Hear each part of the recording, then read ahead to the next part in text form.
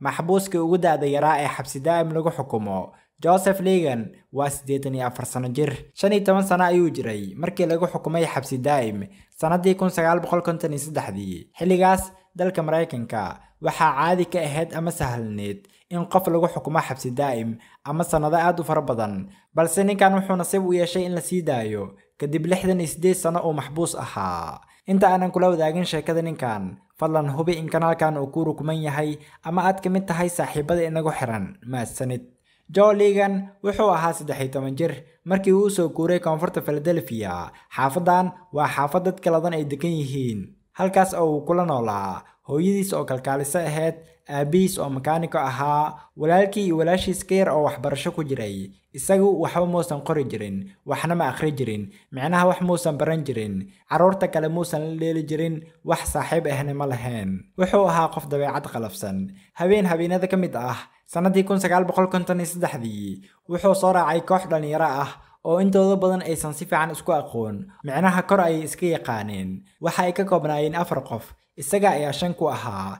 dhalinyaradan waxay aad u isticmaali jireen maandooriyaha. habeenkan aad ayay u soo cabeen, xaafadaha ay dhex wareegayeen, qofkii ay qabtaan way garaacayeen. isaga wuxuu damcay inuu dib u gurto, micnaha inuu ka haro, balse waxay u sheegeen inaysan jirin meel uu ku haro. habeenkan waxay geysteen dhibaatooyin badan. 2 qof ayay dileen, 6 kalena way dhaawaceen. booliska baaritaano badan ay sameeyeen kadib waxay soo qabteen Joe iyo kooxdii la socotayba. xilligan da'diisu waxay ahayd 15 sano. maalmo uun kadib waxaa bilaabatay maxkamadeyntiisii. wiilkan muusan imaan maxkamadda, kaliya qoyskiisa iyo qareenka u doodayeen ayaa goobjoog ahaa, waxaana lagu xukumay xabsi daa'im. Joe ayaa xabsiga loo dhaadhiciyay isagoon ogeen inta sano ee lagu xukumay, kumana soo dhicin in qof uu weydiiyo. wuxuu yiri, xitaa ma aanan karanayn wax aan dadka weydiiyo.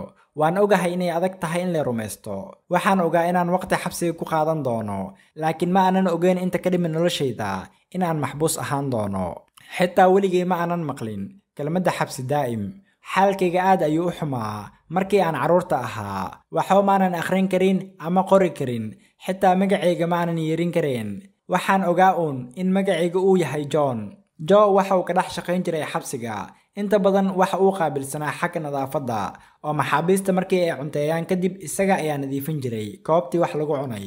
ninkan dhowr jeer ayaa la damcay in la sii daayo, balse wuu diiday maadaama sii deyntaas ay ahayd sii deyn sharafeed. wuxuu sheegay in sii deyn sharafeedku aysan ahayn xornimo, micnaha waxaa sharti looga dhigay inuusan magaalada ka bixi karin, dhaqdhaqaaqiisana laga warhayn doono. sidaa darteed ayuu u diiday. laakiin saaxiibadii isaga lala xukumay waxaa la sii daayay sanadihii 1970-yadii. ugu dambeyn bishii Febraayo sanadii 2021 ayaa ninkan la sii daayay, waxaana loo sheegay in noloshiisa uu xor u yahay, meeshuu doonana u safri karo. markii uu soo baxay kadib wuxuu arkay noloshii oo isbedeshay, daaro dheer, gawaari kala nuuc ah. wuxuu yiri, waxaan mooday inaan mar kale dhashay. waan aamini laahay siday wax walba isku bedeleen, balse waan ku qasbanahay inaan la qabsado noloshan cusub. saaxiibayaal, halkaas ayuu ku egyahay muuqaalkeeni maanta. fadlan haddii aadan horey inoogu xidhnayn kanaalka soo bir oo subscribe taabo, sidoo kale muuqaalka inoo like si uu saaxiibo fara badan u gaaro una kobco kanaalkeena. mahadsanidin saaxiibayaal, mac salaama.